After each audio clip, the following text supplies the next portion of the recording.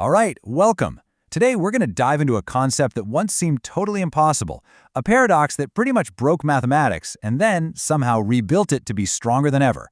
We're talking about the fascinating world of complex numbers.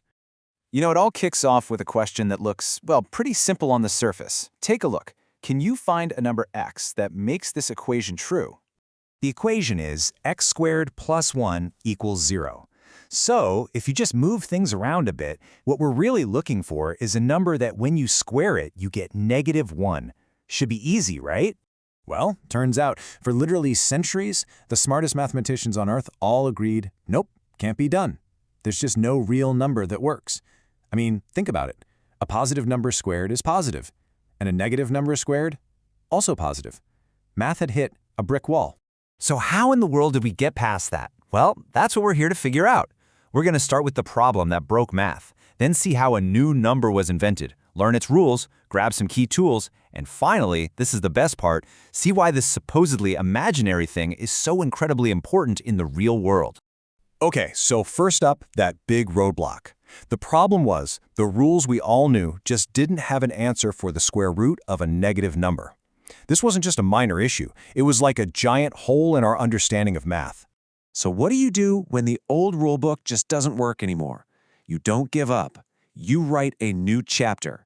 And this is where the story gets really good, thanks to the brilliant Leonhard Euler, who basically said, if the tool doesn't exist, let's invent it.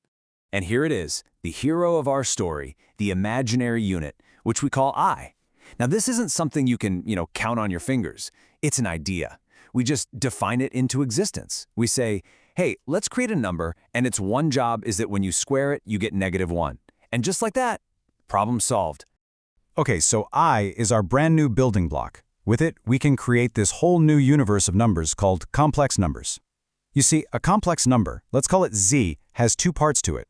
There's the real part, x, which is the kind of number we've always used, and then there's the imaginary part, y, which gets multiplied by our new friend, I. Let's make this super clear with an example. If you have the complex number z equals 3 plus 4i, well, the real part is just 3, and the imaginary part, that's 4. See? It's that simple. It's just the number with two different components. All right, now that we know what these things are, we got to figure out how to actually use them. What are the rules in this new world? How do we add, subtract, multiply, and divide them? Let's start with the easy one, addition. So, say we have two complex numbers, 2 plus 3i and 1 plus 4i. How do we stick them together? You know what? It's actually super easy. You just treat it like you would in any old algebra class. First, you take the real parts, the 2 and the 1, and add them together. Then, you take the imaginary parts, the 3 and the 4, and add them together. And boom, you get 3 plus 7i. You're just combining the parts that look alike. And what's awesome is that subtraction is the exact same deal. Real part minus real part, imaginary part minus imaginary part. So for this example here, 5 plus 6i minus 2 plus 3i, yeah, you guessed it, it's 3 plus 3i. Easy peasy. All right, on to multiplication. This is where things get a little spicier, but it still uses the algebra rules you're probably familiar with, just with one really cool twist. Okay, so you start by expanding everything out, just like you would with FOIL and algebra. That gives us 2 plus 8i plus 3i plus 12i squared. And here comes the magic trick. Remember our rule? I squared is just -1. So we swap that in. Our equation now looks like 2 plus 11i minus 12.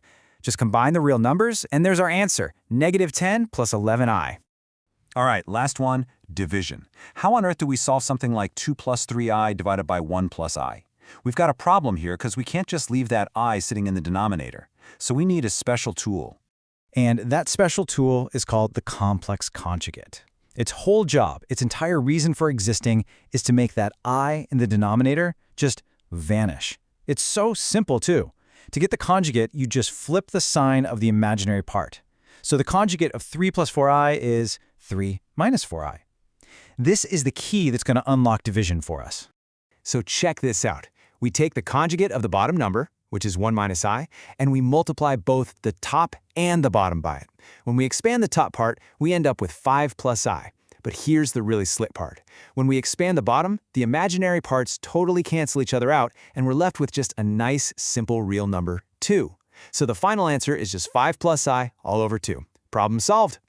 Okay, so we've got the basic moves down. Add, subtract, multiply, divide. Let's add a couple more really important ideas to our complex number toolkit. First up is something called the modulus. You can basically think of it as the size or the length of a complex number.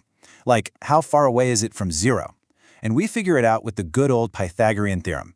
You square the real part, square the imaginary part, add them up, and take the square root. So for 3 plus 4i, the modulus is a clean 5.